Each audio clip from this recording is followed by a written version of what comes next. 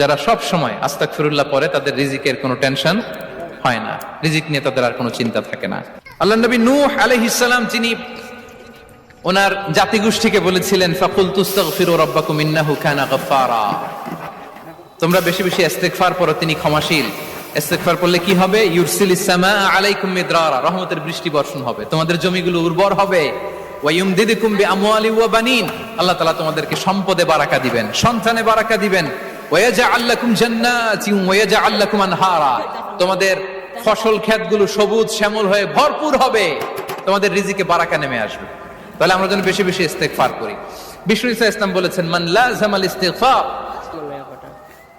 জাআলাল্লাহু লাকুম মিন কুল্লি দিকিন মাখরাজা ওয়া মিন কুল্লি হাম্মিন ফারাজা ওয়া ইয়ারযুকহু মিন হাইসু লা ইয়াহতাসিব, যে সব সময় ইস্তেগফার পরে তার কোনো টেনশন থাকে না, তার জীবনে দুশ্চিন্তা আসে না, আর এমন জায়গা থেকে আল্লাহ রিজিকের বন্দোবস্ত করে যেটা সে কল্পনাও করে না।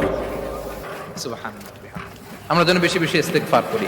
আস্তাগফিরুল্লাহ, এটা হচ্ছে ভেরি শর্ট ফর্ম অফ ইস্তেগফার। অথবা পড়তে পারেন আস্তাগফিরুল্লাহ আল্লাযী লা ইলাহা ইল্লা হুয়াল হাইয়ুল কাইয়্যুম ওয়া আতুবু ইলাইহি।